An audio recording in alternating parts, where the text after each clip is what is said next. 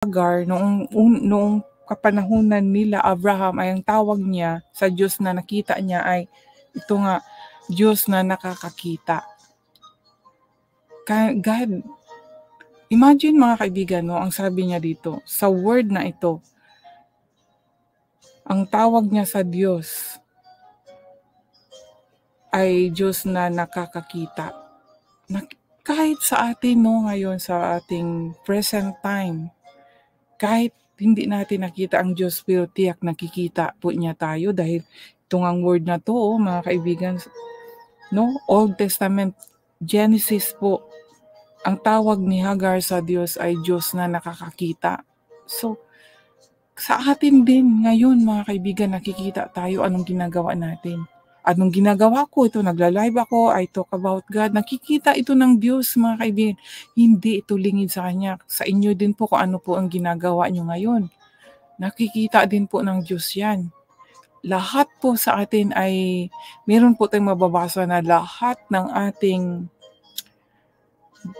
tayo, no? Ito as human, alam na alam ng Diyos. Nakikita niya kung ano yung ating pag-iisip, ano yung ating nasa puso. Kitang-kita ng Diyos, alam na alam niya.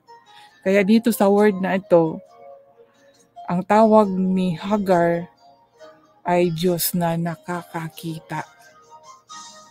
Hindi lang ito nakakakita physically, but inside us also, in our inner self. Nakikita ng Diyos. Alam na alam ng Diyos. Kaya nga bold nga tayo sa Kanya, mga kaibigan eh. No, bold tayo sa Kanya kahit hindi pa tayo mag-confess. Alam na alam ng Diyos ang ginawa nating kasalanan.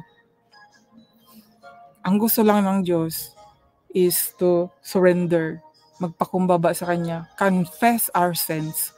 Hindi po tayo dapat magtago-tago kasi alam ng Diyos eh. No?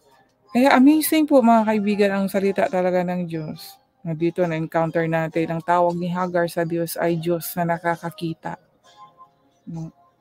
Nakita siya imagine sa isang lugar na walang katao-tao, siya lang doon. Imagine natin nakaupo siya dito sa lugar na ito nga dito sa gitna ng Kadesh at Bered na tinatawag na Verlahai-roi kasi nandoon siya eh. Iyon ang bukal na naroon, bukal. So, mayroong doong tubig. bukal, no? So, yun. At nandoon siya. Siya lang. Nakita siya. Kaya amazing po yung God. So, dito po, mga kaibigan, sa chapter 16, ang akin pong natutunan ay tungkol po sa pag-uugali na yun nga, kung tayo po ay makakamit tayo ng isang bagay, ay huwag po tayong malaki o magmayabang. Dapat humble pa rin tayo. Nakagaya nga po dito na dahil si Sarai na tunay na asawa ni Abraham ay hindi po siya nabuntis at yun nga binigay niya ang kanyang alipin kay Hagar, alipin na si Hagar kay Abraham, no? At yun, nagbuntis siya, hindi na nagbuntis si Hagar, ay parang lumaki ang ulo, inano niya si Sarai. So ngayon naman si Sarai ay syempre, nasasaktan, at inano niya si Abraham na dapat kanyang suwayin si Hagar na para hindi nga siya masaktan kasi siyempre kung ikaw tunay na asawa at yung ikalawang asawa ay nagbuntis na ako ang tunay na asawa hindi nagbuntis, siyempre nandoon na yung yung inferiority complex pang tawag doon, siyempre doon pa lang, no, nagkaroon na talaga ng yung timbang-timbang na mas maangat na si Hagar kasi nagbuntis siya. Tapos ngayon pag dahil nga nabuntis si Hagar ay nagmamalaki siya, mas lalong naging parang nagkaroon ka ng stress or depressed, no? At dahil nga dito din sana aking naunawaan, mas mahal talaga ni Abraham ang kanyang asawa na si Sarai, kaya ibinalik niya si Hagar kay Sarai. So ngayon, control na naman uli ni ni Sarah itong si Hagar, no? Kaya dahil bilang amo ay kahit na siya ay merong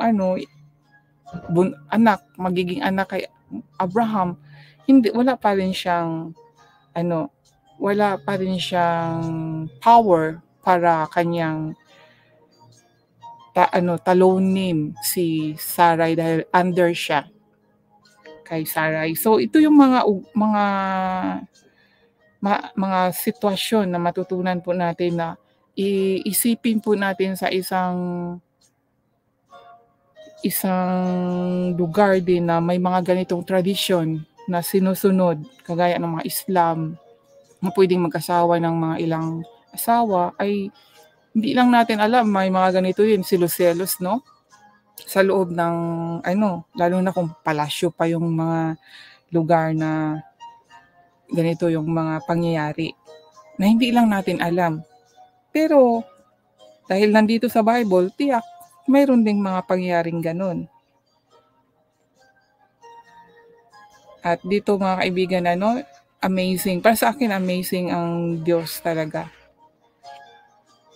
So, dito natin malalaman mga kaibigan ang kapangyarihan ng Diyos.